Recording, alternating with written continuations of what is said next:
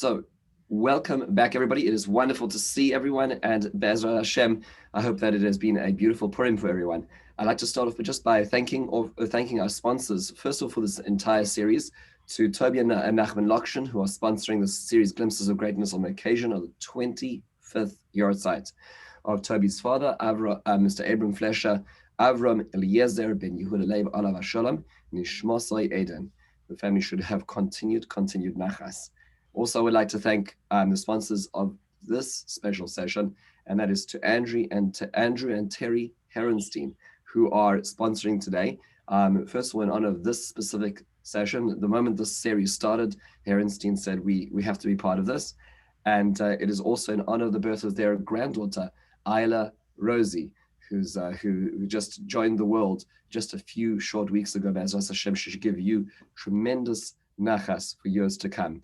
Today we have the very good fortune to be welcoming to our discussion, our dialogue, Mrs. Joanna Benarroch and Rabbi Simon Taylor, who are joining us. For those who do not know yet, Joanna worked for Rabbi Lord Jonathan Sacks for 24 years. She was Rabbi Sacks's chief of staff when he was chief rabbi, and upon stepping down from his position in 2013, transitioned to run his private office. When you go to rabbisacks.org, all of that is what you're looking at, is Joanna's work behind the scenes to make it happen. Joanna is a mother of 4 gorgeous children and a grandmother to a precious granddaughter. I would like to also welcome Rabbi Taylor. Rabbi Taylor should be well known in our side of the world, who is part of our community and has been involved with the office of the chief rabbi in various capacities over the years. Thank you so much for taking the time this morning to gain perspective. Thank you, Joanna, for making the time in your early afternoon on Purim Mishulash, and Rabbi Taylor for being early, late, not depending on how your Sundays usually run. So let's start. By the way, Rabbi Taylor, your background is very consequential. Lovely to see all the Rabbi Sacks books and the many more Mitzvah Shem that we should all have in our library. Let's start at the beginning, just to gain perspective. Many of us here feel very connected to Rabbi Lord Jonathan Sacks in so many different ways, whether it be in the way that we read his works at our Shabbos table, or his books, or we listen to his talks. We feel proud whenever we see him on the world stage. So many of us feel that connection. Joanna, how did you first come into the orbit? How did you first connect with Rabbi Sacks? So I had the good fortune to be very close family friends with Simma and Henry Weinberg. And Simma, actually my sister-in-law, Simma's from Zimbabwe. She was the director of Rabbi Sacks's office before I was. She was invited by Rabbi Sacks at the sort of early into the second year into his chief rabbinate to be part of an amazing organization that he set up called Jewish Continuity. When he took office in 1991, he realized that the British, Anglo-Jewish community in Britain was looking back. They weren't looking forward. And he believed very strongly that in order to grow the community, not just save it and not keep it plateauing, that he needed to do a few shock tactics. And what he did was he wrote a book called Will We Have Jewish Grandchildren? And he took out adverts to sort of kick off this organization in the British Jewish press, which were really shocking. There were a group of sort of teenagers, young adults walking towards a precipice, and one by one they were falling off. And he said, we are losing 10 Jews a day, and we need to halt this now. So Jewish Continuity was set up. It was meant to be to span the whole community. It wasn't just reaching out to the Orthodox community, it was reaching everybody, and encourage people to submit their programs for enriching Jewish identity. And out of that came various programs which HUK grew out of here, the Jewish schools programs, various programs grew out of that. But that was in 1993. And Simma invited me to join the team that began working on this project in 1993. And that's where sort of my life changed. And I think I said to you last week that I think that was the beginning of my journey as an Eved Anglo Jewry in 1993. And Jewish continuity was exciting, it was new, it was fresh, and brought, you know, lots of conversations around the community. And I was there at the beginning of the creation of that. And it was from there. And then when Jewish continuity then became part of the, you have the UJA federations, we have something a bit different, the UJIA in the UK, and they took over. UJIA in the UK was focused entirely on Israel at that point. But what they did was they subsumed Jewish continuity into their organization in 1997 and started working on looking at education and UK. If you don't have the funders and the people in the UK, where's the money going to come from to support the projects in Israel? That was their thinking. So that was sort of the renewal element. And UJIA took that in, and I then went to work in the Chief Rabbi's office in 1997. And I will never forget going for my interview with the Chief Rabbi in, I think it was the beginning of 97. And I was heavily pregnant with my third child. So I really lived Jewish continuity. I had my second child whilst I was working at continuity, and then I was pregnant when I went for my interview, and I had my leg in plaster. I'd fallen off the doorstep trying to juggle everything on the morning school run, and I went for my interview with Rabbi Sacks, and I thought he's going to think I'm absolutely balmy. Who is this woman? She's pregnant and she's got a broken leg, but I'm still here. And it's been the most exciting and incredible journey. Didn't think I'd be doing something like this at this point in my life. I thought we had a lot more time to be working forwards, but we'll come to that later on. Wow. May I just ask, just as a dependent here, when you talk about shock tactics and, you know, the community, not everybody always responds favorably to being woken up. How did the community? It was a real mixed bag. So there were some that rose to the challenge, and the younger parts of the community felt, you know, encouraged to think about what their Judaism looked like. And it was not just, you know, education programs, far from it. There were cultural programs. The Manchester Jewish Puppet Theatre was funded, all sorts of different programs. But the older members of the community, they came along. They did. I mean, they set it up in such a way that everyone felt included. It was very cleverly done, and he set the ground for it by writing some pamphlets to begin with. But I think, you know, on the whole, it was a great start. Incredible. It takes a lot of vision to absolutely be able to sort of look a little bit beyond the maintenance and management of the current moments too. He was looking 25, 30 years ahead, yes, at least. Right. And would you say now, looking at these 25 years ahead, some of the vision, some of the achievements? Oh, there's absolutely no question about it. When he took up office, and I say this from the beginning, he didn't do this on his own. There was the most incredible community that supported what he was doing. There were 25% of Jewish kids were in day schools, Jewish day schools. And when he stepped down, I think it was 67%. I'm not sure where it's holding at the moment. But there's absolutely no question. And he touched on all sorts of different aspects, you know, as chief rabbi. And I think he left a community that was much more sure of itself, was forward thinking and engaged and enlightened. And the programs the organizations that we have running now, I don't want to, if I mention, then I'm going to forget people, but there's Mizrahi, which is blossoming. The United Synagogue has got an amazing group of programs and inspired leadership. Aish, under sort of the Jewish Futures banner. There's just been, you know, as a result, Rabbi Sacks saw himself as a catalyst. So he was felt that he needed to begin things, but he didn't need to finish. So lo alecha Ligmore. And, you know, so he started and people took up that challenge and ran with it. It's incredible. It's the hallmark of a real leader. So many times you have a leader who just, you know, has to have their hands in every detail, and then nothing really ever happens because that's. Yeah, exactly. Unbelievable. What would you say is one of the highlights of your time with Rabbi Sacks? One of those moments just you always remember? So there are so many. On the personal side of things, you know, having him address my daughter and son-in-law under the chuppah was just breathtaking and very, very special for us. Just thinking about it makes me want to cry. Speaking at my youngest son's bar mitzvah.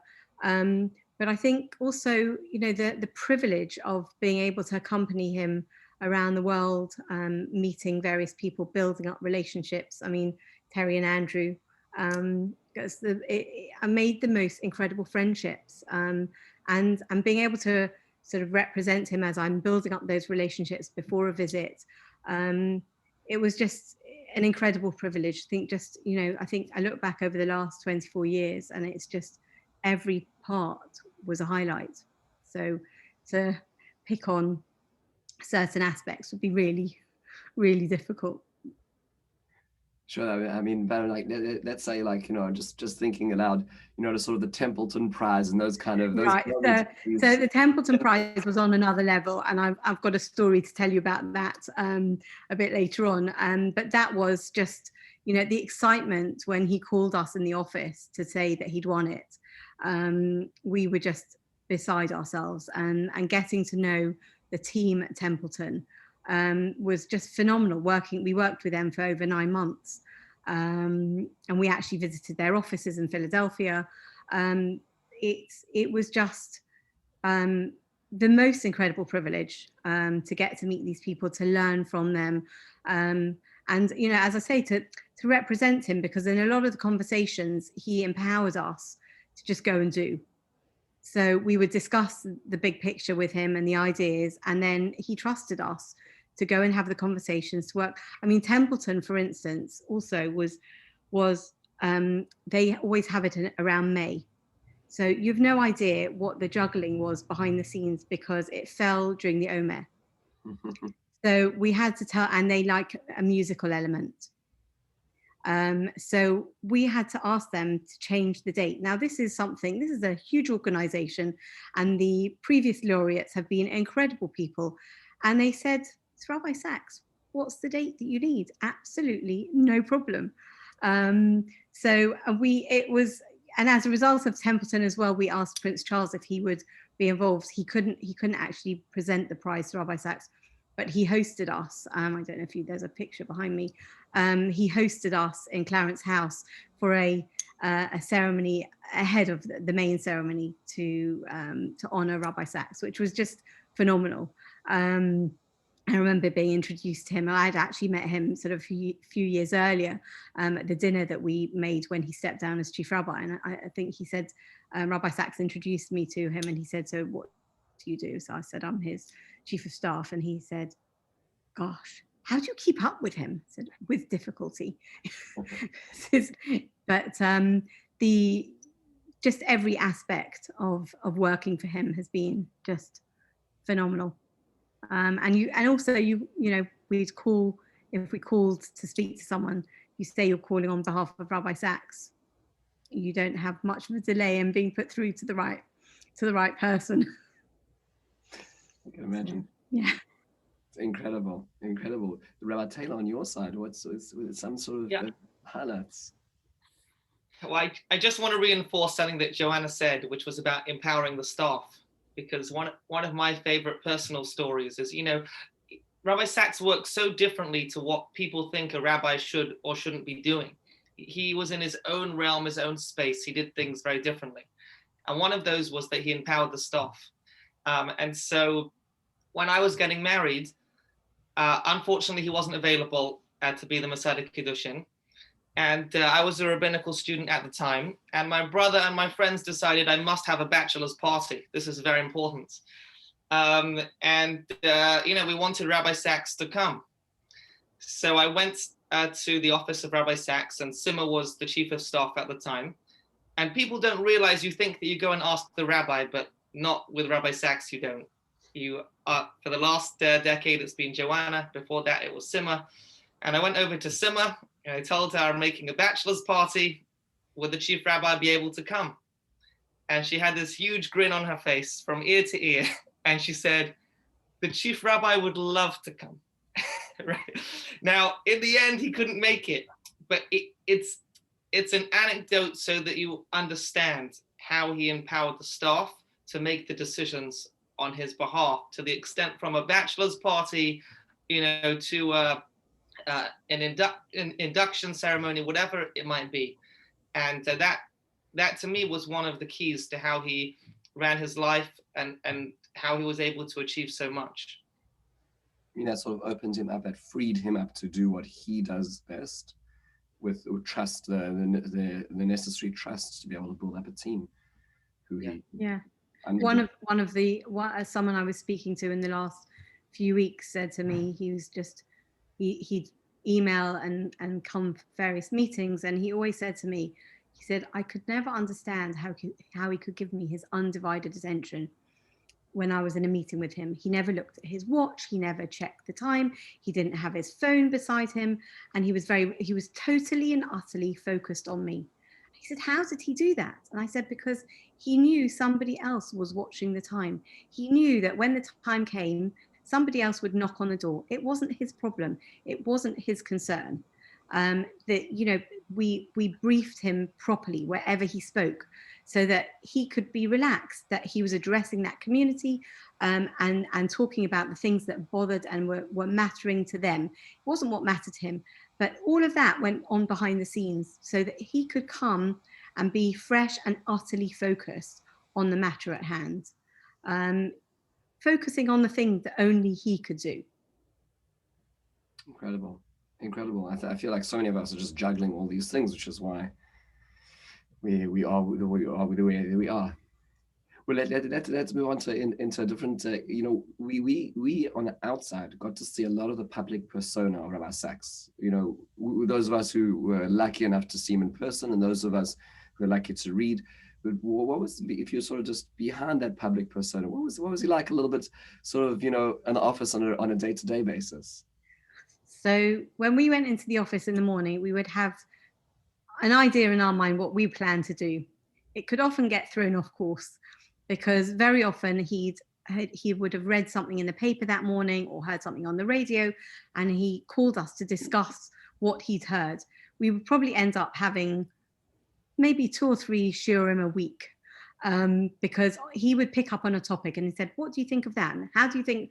And guys, are you with me? He was always asking, were we with him? Were we, at the same pace as him? Because I think one of the things that he was concerned about some years ago is that he would often be running and talking at about 80, 90 miles an hour. And the community that he was leading were probably running more at 30 miles an hour. And he needed to come closer to that. So he was always listening and attuned to how people were responding to him. He was kind, a devoted husband.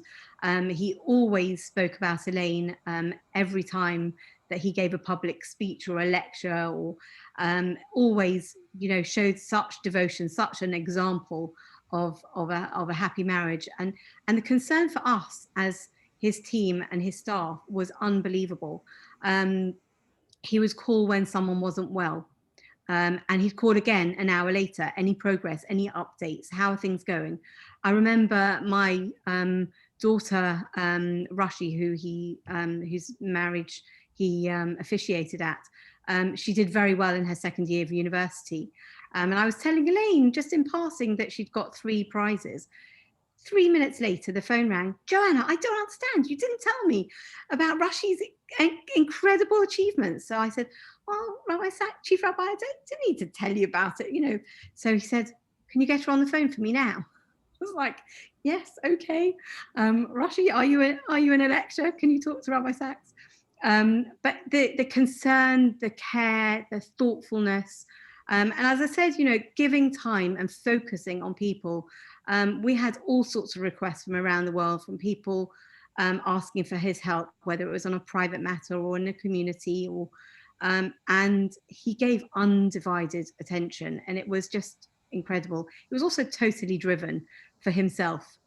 He set himself targets. He exercised every day, listened to music, which I'll tell you a little bit more about later. Incredible sense of humor, incredible simchas hachayim, a love of life, and not to waste a moment of any day. Every day he had well planned out, fixed times for doing certain things.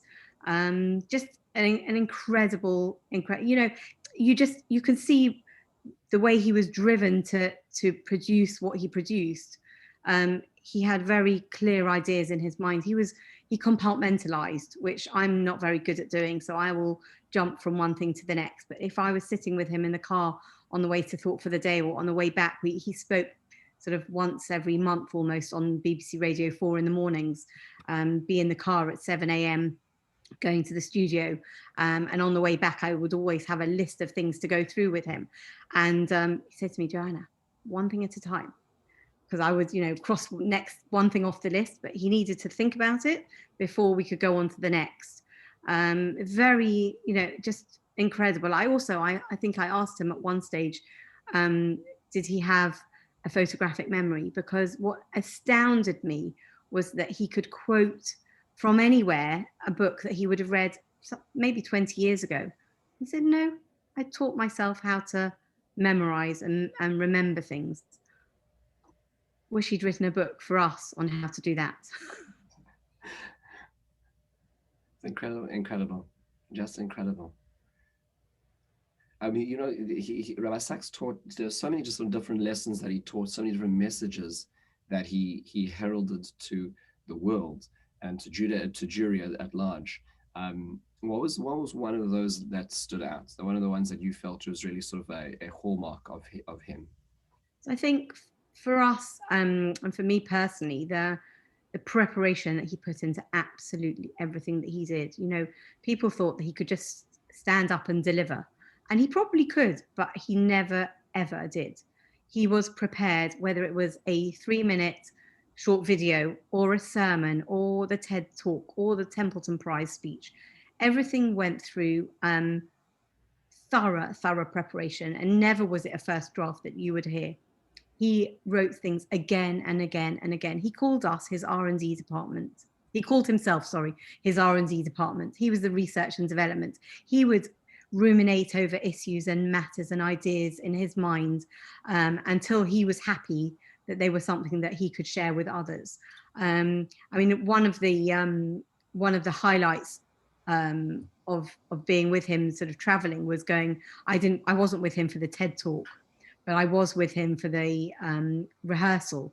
So TED, I don't know if you know that the TED Talks they're perfection themselves. And that's because TED put so much time and effort into their speakers. Number one, in who they choose to speak, but secondly, into how they deliver their speech.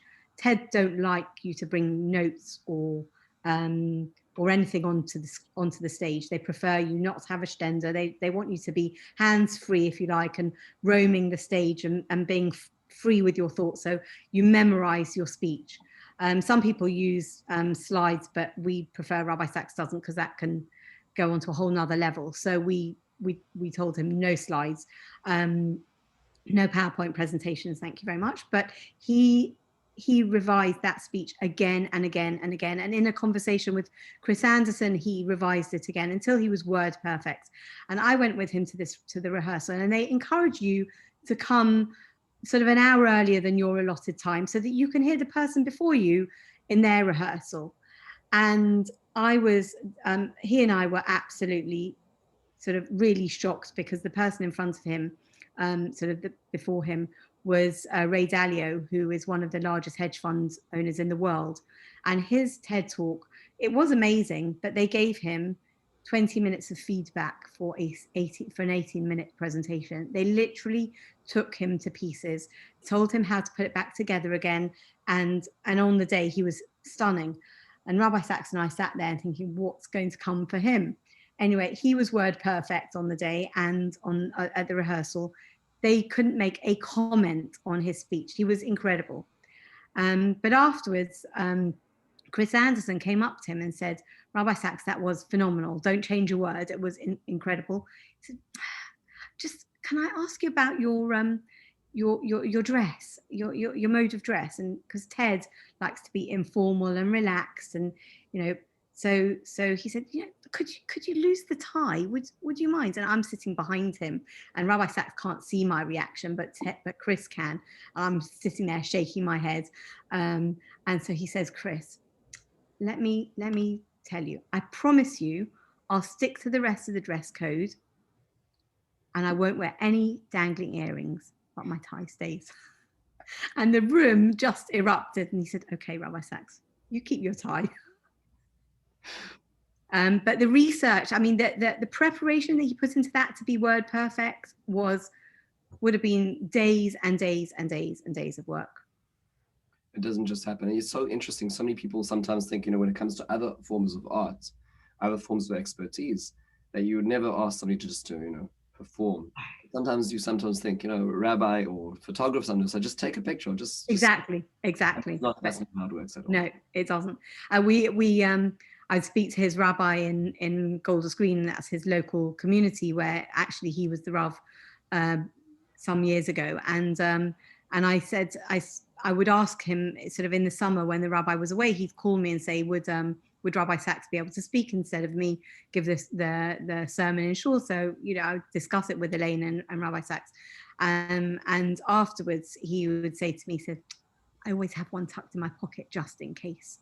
So that was the level of prep, never go into shul without just knowing, just in case I've got a sermon there. It's a certain level of respect for the people you're speaking to. That you Exactly. Yeah. They deserve something, and you deserve to be. Exactly, 100%. Rabbi Taylor, on your perspective, what was some sort of hallmark teaching or something that really he represented? For me, there was one of his big hallmarks happened to be reshared with the world just a number of weeks ago on Rabbi Ephraim Goldberg's Behind the Bema, which I'm so happy that got released, because the nuggets within that were just priceless. And I spoke to Joanna about it. She remembers it all. She was there when it happened. And he speaks about this idea that when it comes to material possessions, the more you give, the less you have. But when it comes to the spiritual realm, the more you give, the more you have. And he was always encouraging others to share their Judaism, to share it with those around them, to share it with those other people in the world. And that's going to help you on an individual level. That's going to help you with your own Judaism. And he didn't want to be this lone soldier, this lone diplomat, and for the Jewish people, with his incredible eloquence and writing. He wanted everyone to join him and get involved and be a part of that. And but it wasn't just that he needed more people in his army. He believed that was going to help you to be a better person, to be a better Jew, to have more pride in your own Judaism. And that for me, and this was advice that he got a long time ago, and this is advice he'd give to many people on an individual level that was struggling, to go out there and to share and to teach. And that for me was really fundamental. And like I said, I'm so happy that it came out with clarity, and that Behind the Bema they got very large exposure, so everyone knows that that part of his of his teaching. And like Joanna said, it's not, he didn't feel it was his job to do everything. It's more of his job to get things started. And the same with everyone else. He wanted everyone else to get stuck in. And even this week in Covenant and Conversation, I hope everyone's read it. He speaks about leadership as giving everyone else an opportunity to participate, to get involved, to do their bits. And that was always his style. And of course, it's very difficult now to figure out who's going to pick up the mantle of, he's taken, now without him here, you try and think, well, who's going to fill that void, but that was something that he was always preparing for, trying to get others to join him and be a part of his mission. Wow, that makes so much sense. I mean, just in all of his writings, that idea that seems to just be a theme, you know, that difference between power and influence, and power dividing and influence increasing. And that's really, that resonates. That makes sense. So that wasn't just a thought, that was a lifestyle. Yeah, the main quote, you know, from this one, right? You know, there's many short quotes, but Judaism is God's call to responsibility. And that really was the theme that ran through all of his writings, about that responsibility that he so clearly took with every speech that he gave, every book, everything that he did. And that's what he was trying to pass on to the world, to all every single young Jewish person who was trying to shake them, wake them up. You know, you have to take responsibility for your own Judaism, for your own life. That's the main part of this. Again, there's so many teachings, but that's the core theme that really runs through everything. Well, while we're on the topic of books, if we could just put it that way, Joanna, what was your favorite of the, I mean, he published so many different books and pamphlets and essays. What was your personal favorite of the many? It's really difficult to have a personal favorite, because there's personal favorites of lots of different books. So, you know, I think like Rabbi Taylor was saying, you know, that he wanted to share his knowledge with as many people as possible, to encourage them to share, to live their Judaism and to share with others. And I think, you know, so he wrote his books with others in mind. He always used to say to us, I'm writing a book to answer a question I have, which I think is amazing. So, you know, the religion and science, the great partnership, so many people, so many kids sort of doing science, you know, they really struggled with how to be from and yet follow the science, you know, follow science. And he explains it in the most accessible, incredible ways. And, you know, what we felt also was that there are times when people won't necessarily pick up a book, but how can we distill those messages that he does so brilliantly in a book into shorter pieces? So Rabbi Taylor's got behind him Radical Then, Radical Now, which in America is a letter in the scroll. Exactly. And the first whiteboard animation we did was taken from there, Why I'm a Jew. And it was, you know, because we need to share those messages as widely as possible, make them as accessible as possible. Morality, we did a whiteboard animation for that as well. Morality was almost prophetic. When he wrote it, we were not in a pandemic. For the American edition, there's an afterword. But he could see that society was fragmenting. And how do we've got to, you know, I think it started ruminate. The ideas actually started way back. But he talked about them in the TED Talk.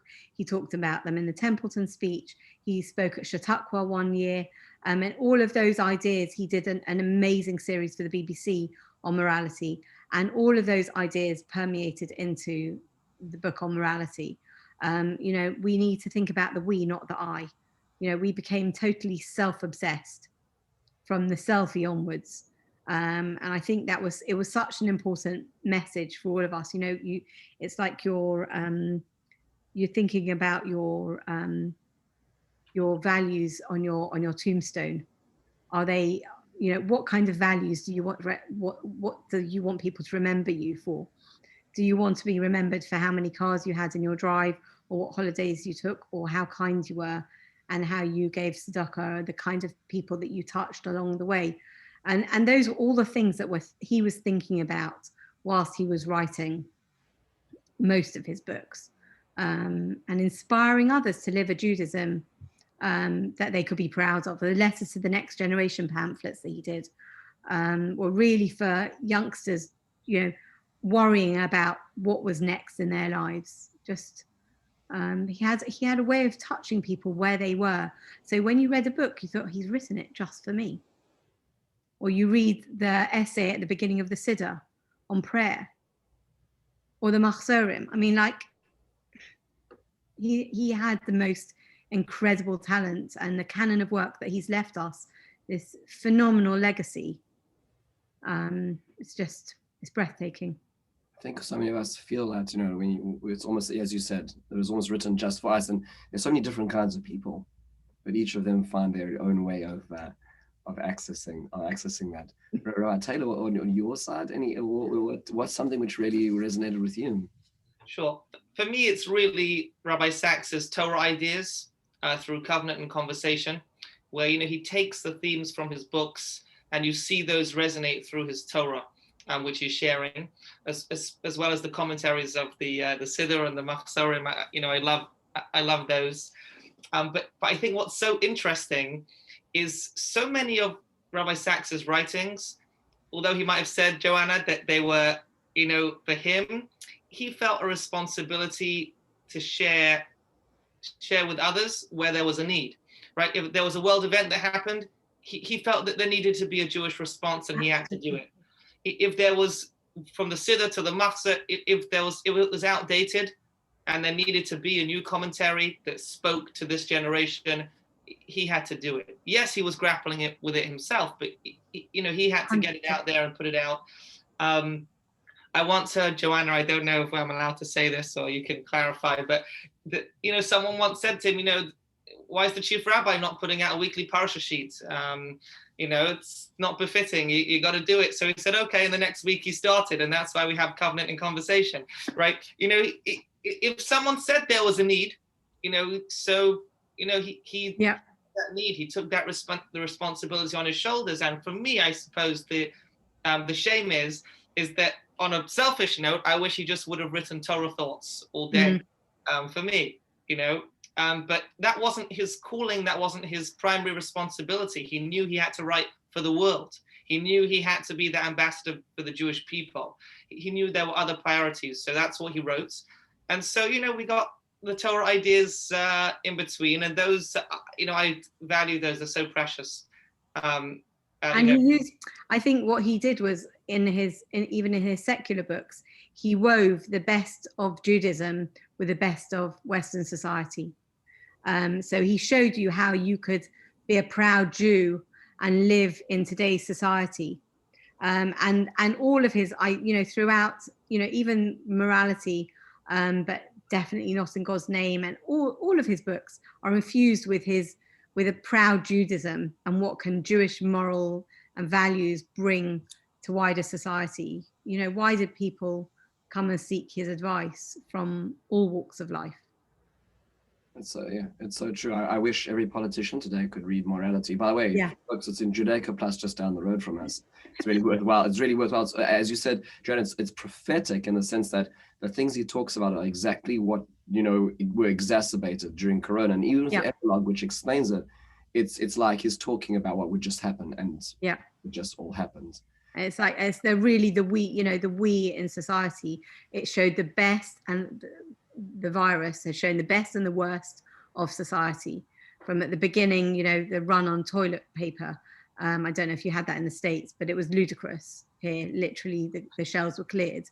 To people creating WhatsApp groups for people in their streets and going shopping for those that were more vulnerable. So you had the complete juxtaposition of society, and it was like, and the book came out at that time. That's the cusp, right? Just unbelievable. How is it that he managed to stay so humble at the same time as being, like, when you're a public personality, you sort of, there's the limelight. How did he manage to balance all of that? Yeah, it's so. I think I'm going to do something which I never really do, but quote Gemara and Megillah 31:8 teaches us in the name of Rabbi Yochanan that wherever you find the greatness of the Holy One, blessed be he, there you will find his humility.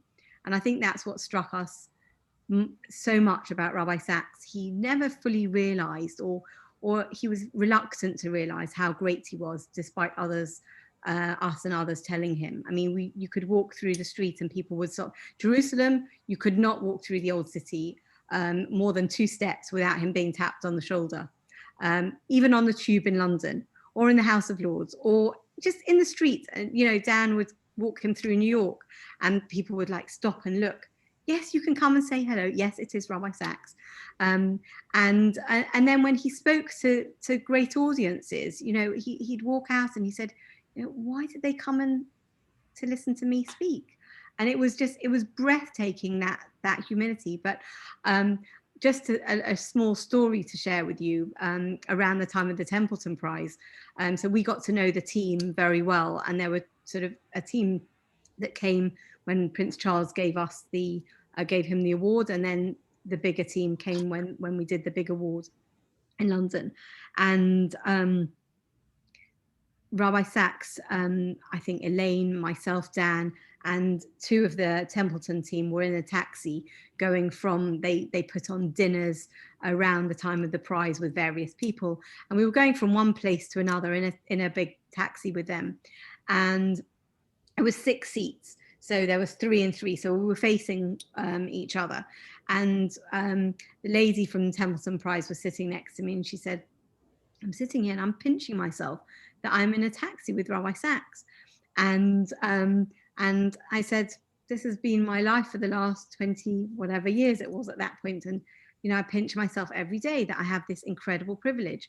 And she looked at me and she was like, that's incredible. And Rabbi Sacks turned around to me and he said, are you serious? So I said, 100%. He had no idea that anyone should feel the privilege of working with him, of learning with him. It was just, you know, quite incredible to see that level of humility. You know, you know, to this day, you know, it's the same. So that was, that was a real eye opener. Yeah, I definitely remember watching his humility many, many times. And that my first memories of Rabbi Sacks was him staying at my best friend from elementary school's house, the Goldbergs in Edgware. You know, they lived in a regular 3-bedroom side by side. And he wanted to stay there because it was family, when he could have stayed anywhere.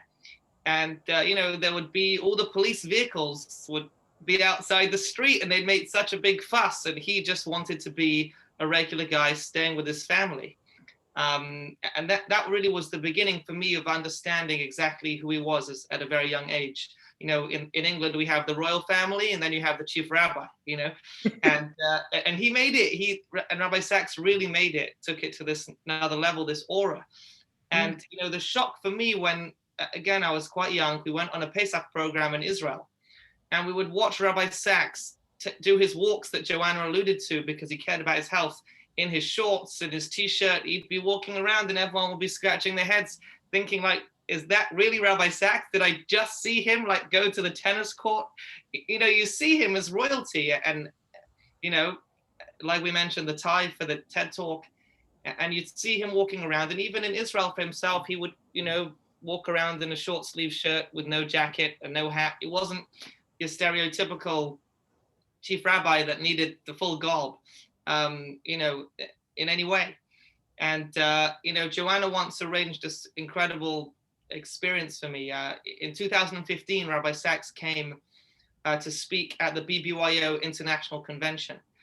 And the fact that he was asked to speak is remarkable in and of itself. It's a completely secular event where they really are just looking for Hollywood stars. And, you know, which Orthodox rabbi would get an invitation to speak at that conference? I don't know, only him.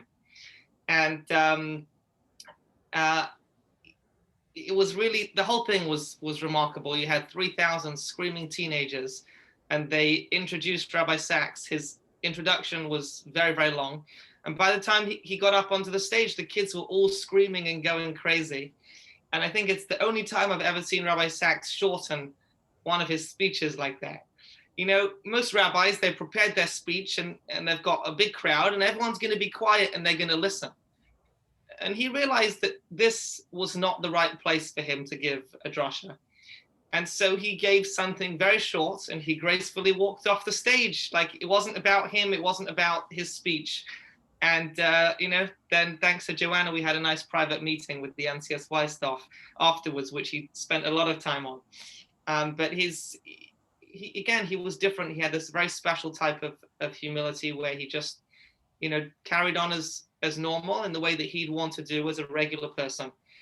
And I think when it comes to the quotes, again, one of my quotes, I think it's also from Radical Then, Radical Now, is that, Judaism changed ordinary people to having extraordinary lives, something like that.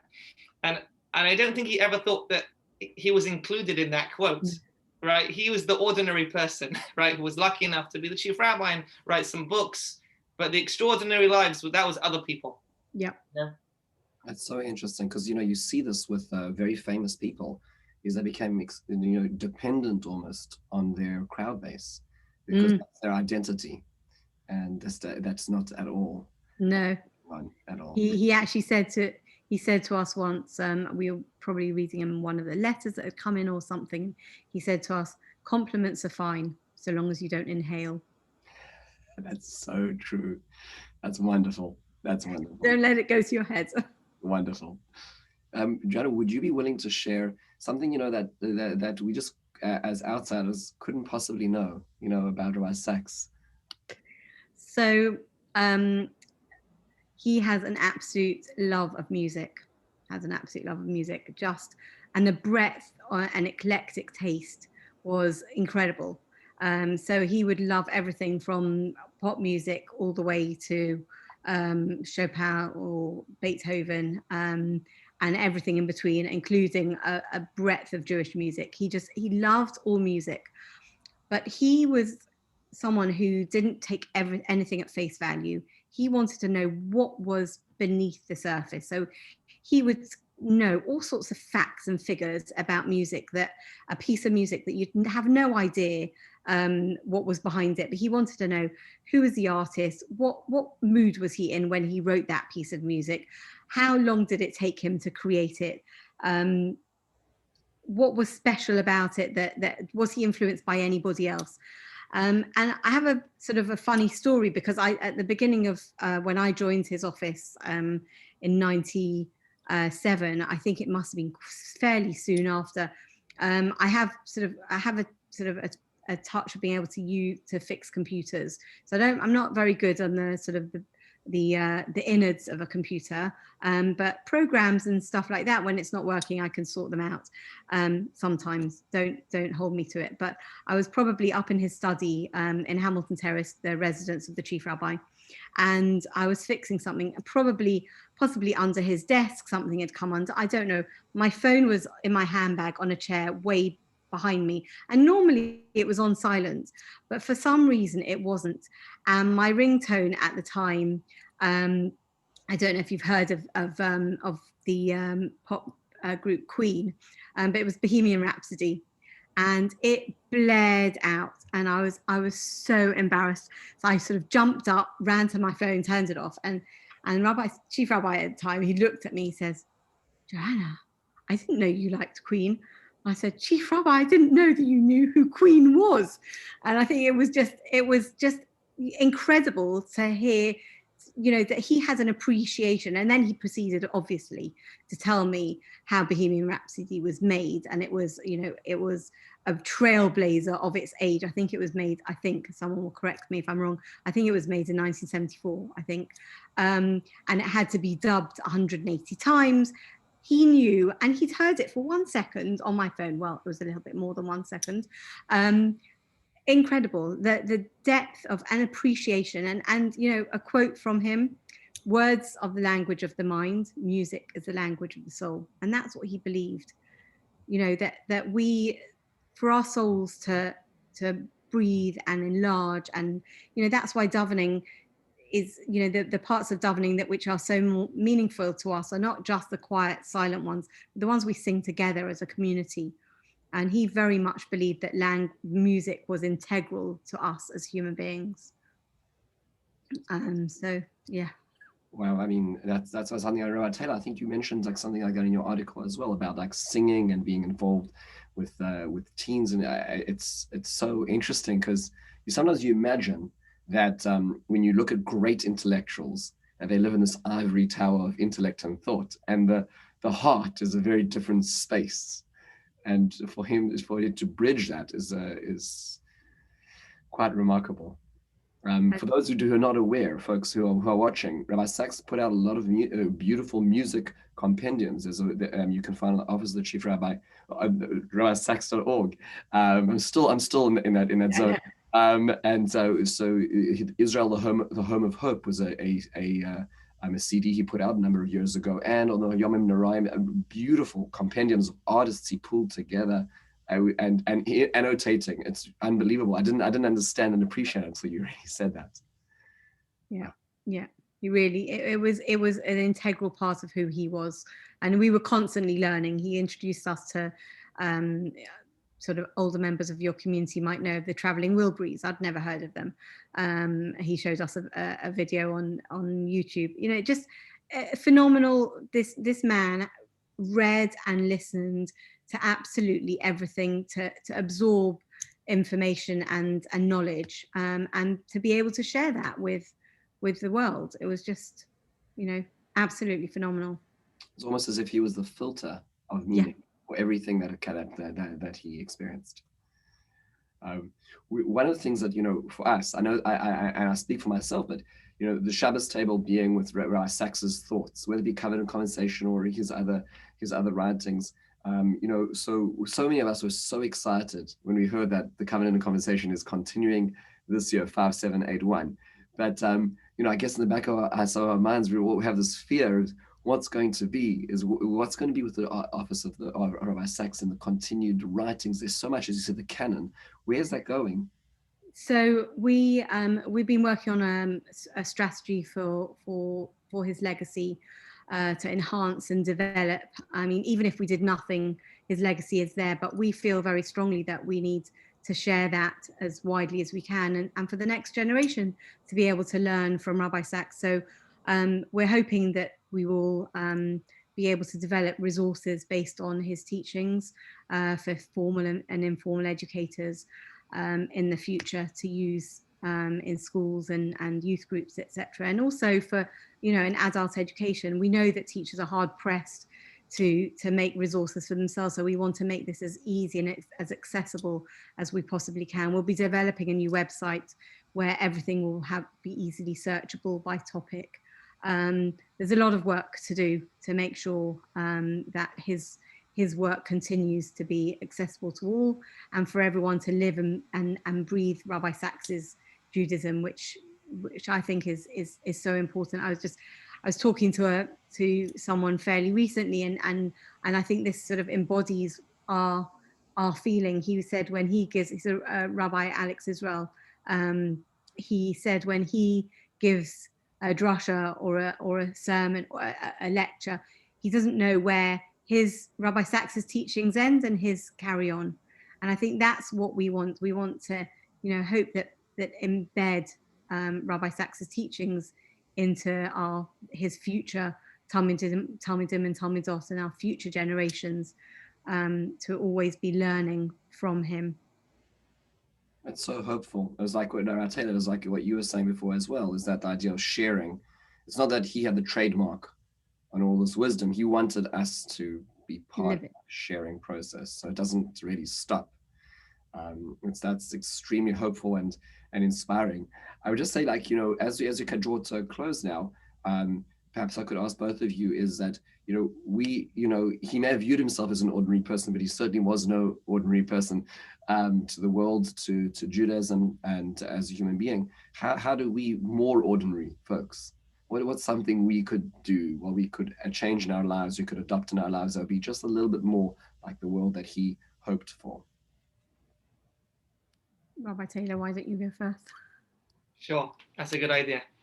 My internet's a bit jumpy. I hope everyone can hear.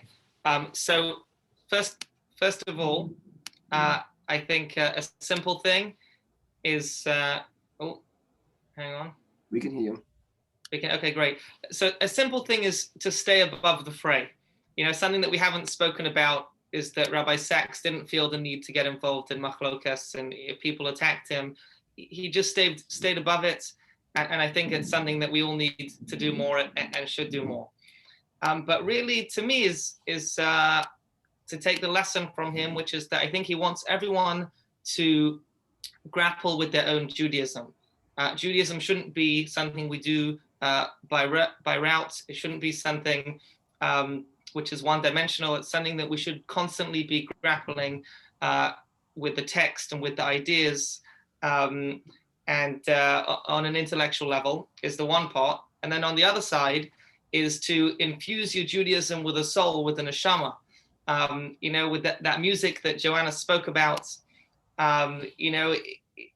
it can't just be on the intellectual side. And I think that Rabbi Sacks, having that intellectual element together with that incredible soul and neshama that he put together, so really constantly working on those two is the magic. And I think once you blend those two together, then you get the love and the pride to share with everybody else. And I think that was, Rabbi Sacks's formula, which he wants everyone else to have. Now, of course, the one bit which we might be a little bit more ordinary and there's not much you can do. Okay, so his brain capacity might have been a little bit higher than everyone else's, but the formula is still the same. And again, I think what made Rabbi Sacks so special, which I think we can take, is that he was able to, every time he spoke, he never spoke above people's heads. Like Joanna said, he always was ruminating the ideas. It wasn't because he was ruminating the ideas for himself. He was ruminating how he makes sure that everyone else can understand what's in his mind. Because there's no point in speaking if it's not helpful. There's no point in passing something on if the people in the room aren't with you and can't understand the message that you want to share. So, it doesn't matter how smart you are, or how smart you want to show people you are. As long as the main thing is to make that difference and to make sure that people can hear, understand, and internalize your message. So for me, that's really the key. And as Joanna said, like, I've reached that stage where I don't know what's mine and what's Rabbi Sacks's. It's from as young as I can remember, I've been, all his ideas are imbued in my mind, the way that I live as a Jew, the way that everything that I do. And so I can't deconstruct the different pieces. And that's really what, is what we're trying to achieve. So, I bless everyone that they should reach that point. And I'm pretty ordinary, so I think everyone can do it. Thank you. So I'll just give you a couple of quotes actually from this year's Covenants Conversation, which is the lessons in leadership. And he said, to be a leader, you don't need a crown or robes of office. All you need to do is write your chapter in the story, do deeds that heal some of the pain of this world, and act so that others become a little better for having known you. And he always talked about writing that chapter in the book. So you go into a library and he'd make it so visually clear. You walk into a library and you pick up a book from the shelf and you can see it's got your family's name on the cover. And then you open it and you see all your ancestors have written chapters and there's a blank page with your name on it. What are you going to write in the chapter? Are you going to continue this incredible journey that your ancestors have taken? Because that's your role, is to take it to the next generation. And the other thing that he said to us very clearly was, leaders see the destination, begin the journey, and leave behind them those who will continue in it. That's enough to endow a life with immortality. He wrote that came out Chai Sorah, the week that he passed away. And if that wasn't his message to all of us, I've started, you've got a job to carry on. We're unbelievably blessed to have been so close for so long, and it's been an honor, the honor of my life to play just a small part in Rabbi Sacks's legacy. But he was the leader who saw the destination and began the journey, and it's now up to all of us to continue. Wow, this has been incredible. I feel like we could all of us listen for hours and hours and hours and learn and continue, but this has been such an inspiration. Jonah, thank you so much for taking the time and sharing, and we're going to take that torch and go forward, God willing. God willing. Rabbi Taylor, thank you for bridging the continents and for bridging the messaging. And Be'ezras Hashem, we should continue to teach and live the legacy and the life that he represented. Amen. Thank you so much for joining. Thank you.